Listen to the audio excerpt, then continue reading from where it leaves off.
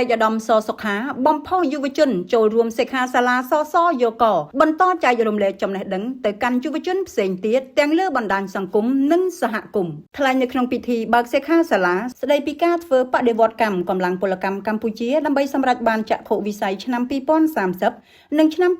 2050រៀបចំនៅវិទ្យាស្ថានជាតិបណ្ដុះបណ្ដាលបច្ចេកទេសនាព្រឹកថ្ងៃទី27ខែកក្កដាឆ្នាំ2026នេះឯកឧត្តមសសុខាប្រធានក្រុមប្រឹក្សាយុវជនគ្រឹះស្ថានឧត្តមសិក្សានៃសហភាពសហព័ន្ធយុវជនកម្ពុជាបានជំរុញយុវជនចូលរួមចែករំលែកចំណេះដឹងនិងបទពិសោធន៍ទទួលបានពីការរៀបចំសិក្ខាសាលារបស់សសយកដល់យុវជនដទៃទៀតក្នុងសហគមន៍និងលើបណ្ដាញទំនាក់ទំនងសង្គមដើម្បីពង្រីកផលវិជ្ជមានក្នុងសង្គមក្នុងនាមតំណាងឯកឧត្តមហ៊ុនម៉ាណីប្រធានសសយកឯកឧត្តមសសុខាបានគូសបញ្ជាក់ថាសសយកបានបង្កើតក្រុមប្រឹក្សាយុវជនគ្រឹះស្ថានឧត្តមសិក្សាហៅកាត់កយកដើម្បីប្រមូលផ្ដុំកម្លាំងយុវជនជាបញ្ញវន្តក្នុងការពង្រីកបណ្ដាញនិងបង្កើតវេទិកាសម្រាប់យុវជនចូលរួមរៀនសូត្រផ្លាស់ប្ដូរបទពិសោធន៍អភិវឌ្ឍសមត្ថភាពនិងចូលរួមចំណែកកសាងសង្គមជាតិជាក់ស្ដែងការរៀបចំសិក្ខាសាលានាថ្ងៃនេះជាដើមដោយមានយុវជនចូលរួមរាប់ពាន់នាក់ក្នុងមួយឆ្នាំ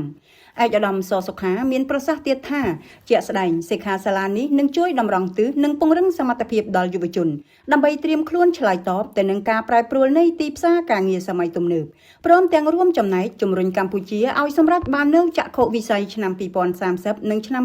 2050ខាងមុខក្នុងន័យនេះឯកឧត្តមបានផ្ដល់អនុសាសន៍ផ្ដាំផ្ញើដល់សមាជិកសមាជិកានៃអង្គសិក្ខាសាលាទាំងអស់ត្រូវយកចិត្តទុកដាក់ត្រង់ត្រាប់ស្ដាប់ក្រសោបយកចំណេះដឹងនិងបទពិសោធន៍ពីវាគ្មិនយកទៅអនុវត្តផ្ទាល់ក្នុងការសិក្សានិងរៀបចំផែនការអាជីពនិងការអភិវឌ្ឍខ្លួនសូមបញ្ជាក់ថាសិក្ខាសាលាស្ដីពីការធ្វើបដិវត្តកម្មកម្លាំងពលកម្មកម្ពុជាដើម្បីសម្រេចបានចក្ខុវិស័យឆ្នាំ2030និងឆ្នាំ2050មានអ្នកចូលរួមសរុបប្រមាណ1300នាក់និងធ្វើបទបង្ហាញដោយឯកឧត្តមហេងសួរអនុប្រធានកយកសិក្ខាសាលានេះមានគោលបំណងផ្សព្វផ្សាយផ្លាស់ប្ដូរបទពិសោធន៍និងពង្រឹងកិច្ចសហការរវាងភាគីពាក់ព័ន្ធក្នុងការធ្វើបដិវត្តកម្មនិងកសាងកម្លាំងពលកម្មកម្ពុជាឲ្យមានជំនាញខ្ពស់ប្រកបដោយភាពប្រកួតប្រជែងក្នុងសម័យ Digital ដើម្បីឆ្លើយតបទៅនឹងចក្ខុវិស័យអភិវឌ្ឍជាតិឆ្នាំ2030និង2050